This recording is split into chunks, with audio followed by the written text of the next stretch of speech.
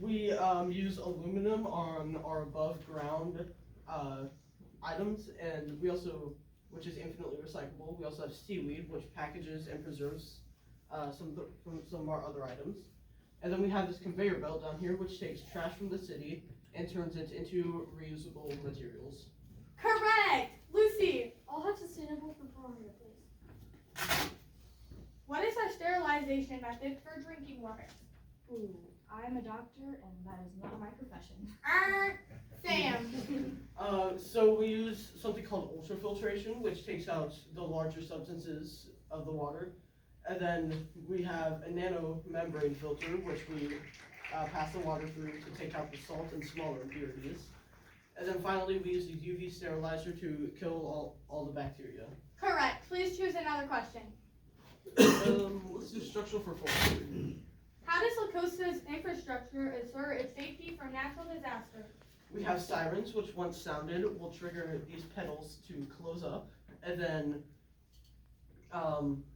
actually they open and cover our city like an umbrella, and then our platforms here are raised 4 meters above sea level to stop crashing waves from hitting them. Correct! Lucy, if you get this one right, it's a tie. How does La Costa guarantee your safety and security? La Costa has SWAT, police department, sheriff's department, etc. We also have emergency services, such as ambulances that come when you're injured. You can see over here on our towers, we have cameras that allow you to see who's speeding and who is not. Correct! Now for the tiebreaker. Sam, what is vital in the engineer design process? So first, you have to state the problem. We have to build a floating city on the Mediterranean Sea. Next, you generate ideas. We had 2 engineers come in and talk to us about what we should do for solutions. After that, you have to plan a solution. We researched about different solutions for a city, and we put them into a plan, and then finally build the item. We built out our city with foam boards and different components, and then you evaluate. The engineers came back and told us about what went well and what didn't go well, and finally we present the results. We are so proud to show our city off. Correct! Sam wins, please shake hands. Good job. See you next time at the Household Hustle. We'll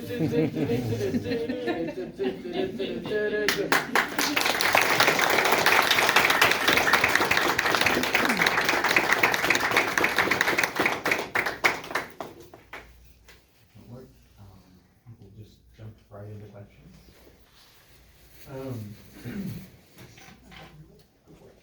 You said you had two engineers that you talked to about your design.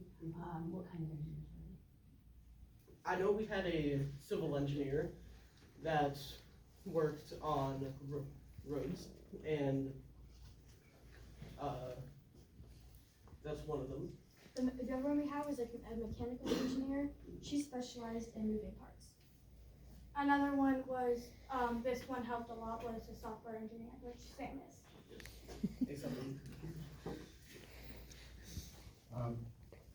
What was one thing you learned, or what was your favorite part about the whole process of designing and presenting? I personally just loved to see how after all the time that we worked on this, we came out with this whole city. I did not expect it to turn out this well. Personally, I learned that energy transfer and things like that's actually really cool. Initially, I was like, okay, nerds. Now I definitely think that has a lot with things that happen every day, and so it's really cool. I love doing the skit with these guys. It was really fun. I've always dreamed of being a host because I think I'm really energetic and I love talking to people. And I also love to see where we started and where we came from. How did your team decide how to distribute responsibilities in the project? So, whenever there would be something, so we would distribute responsibilities to the person who knew the most about the subject. So for example, I'm really good with computers, so if there was a computer-based thing, it would be either me or that guy in the corner over there. 100%, I agree with what Sam said. We mostly just took into consideration the people who are better at those type of things. You know, obviously Sam being very good at mechanics. I was mostly for the essay. I love writing and editing, so that was my jam. I worked mostly on the skit with the guys. That was the most I was best at. But we also had, if two people were good at something, but we needed to split them up, we would also do voting to help with each other. How do you guys settle disagreements? So this is actually probably the biggest disagreement we had was the two classes we had working had a completely different ideas for what the model was going to look like. And we couldn't decide on which one, so we came to a compromise and came up with this. Yeah, no, that's exactly it. We thought, like he said, because we have two different classrooms and it was hard to get together, we had to compromise, like he said, and we thought it was better for our citizens to have, first we were thinking like pods and stuff, and also like boats to drive away if there's like a tsunami, but we thought that would still affect our city and it wouldn't be fast enough. So we made the city where like if there was tsunamis, the water level would rise with the city. The city would rise with the water level. What does your city offer for entertainment and culture?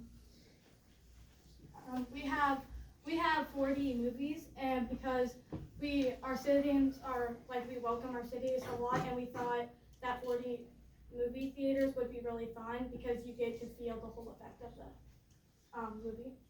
As TT said, we are very welcoming. We love seeing how different cultures come in, different ethnicities, religions, and we just want to be able to have as many people as we can, so we have different churches, synagogues, chapels, anything like that. We don't have much for sports, but one thing that is very, very popular is we have every so often drone races where there will be drones or there will be some rings held up in the sky, and you have to go through the rings to get points, and those points will take time off the time it takes to get to the finish line.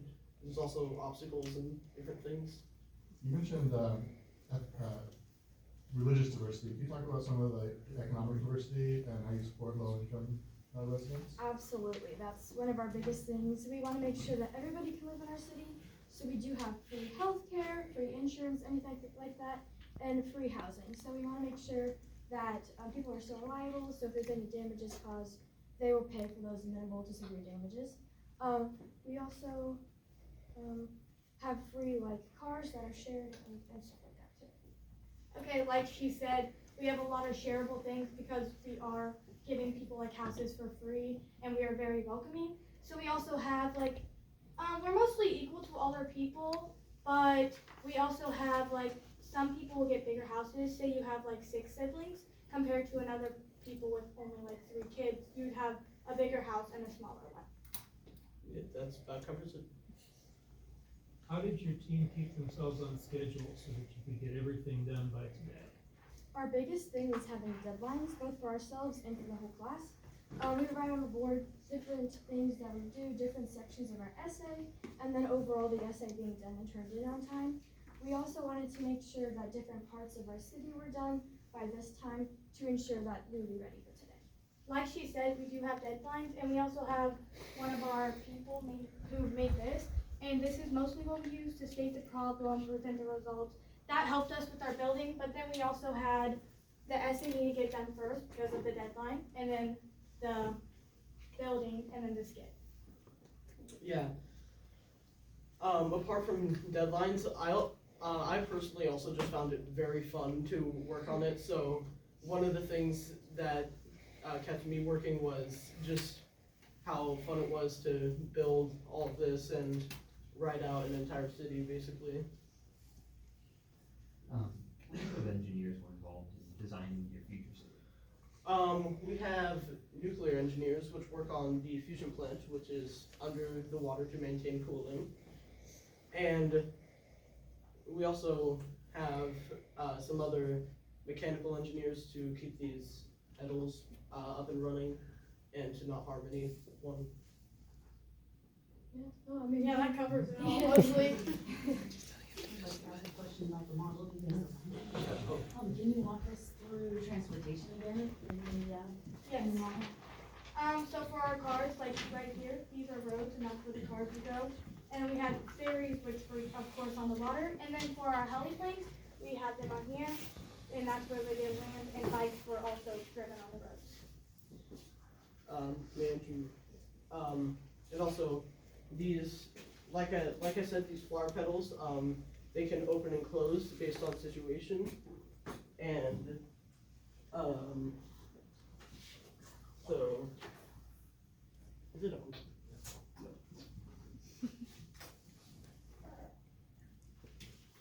So, you can, close them up.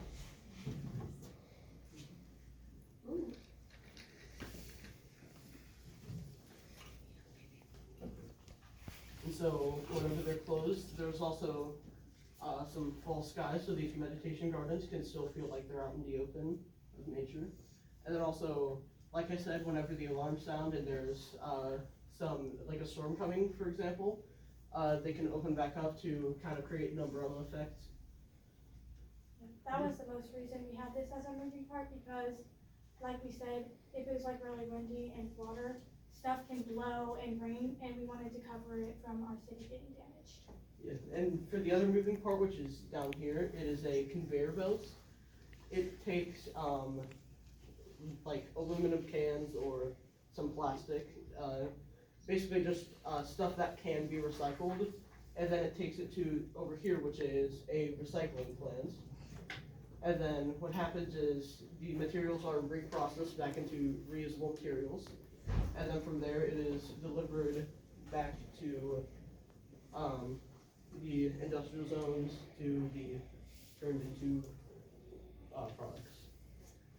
Can you talk a little bit and point out on your model just how you zoned the city and where things are?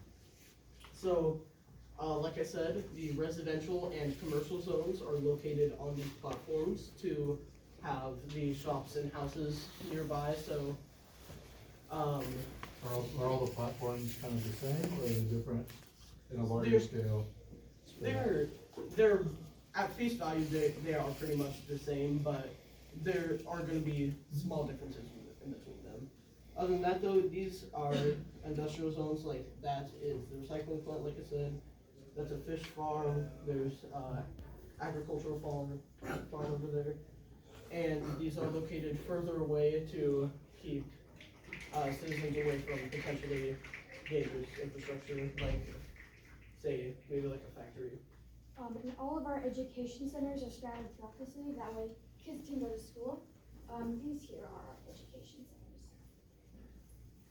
How big is a person on your model? Show me. Not very big. These are the houses, and these yellow lines are the streets, so they are quite small. Show me. Like, You show like still on the I'm fingers. trying to, Like our pinky. it's, How tall are all of your buildings?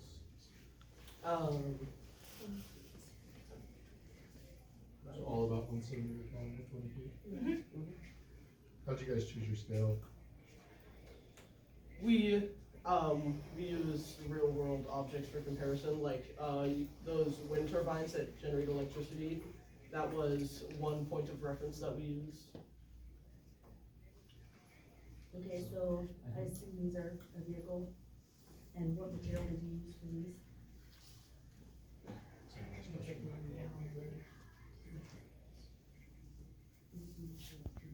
Oh, these, that is a little piece of styrofoam that we just kind of fold it up and then color. And it's a bus or it's a car? It's a color, yeah, color. Usually a bus is what I I think that's my last question. That is our time. I do appreciate you Thank you bringing very the much. background to showcase more city. Thank you. And a very creative presentation too. Thank you. You guys stay here, so. Good job.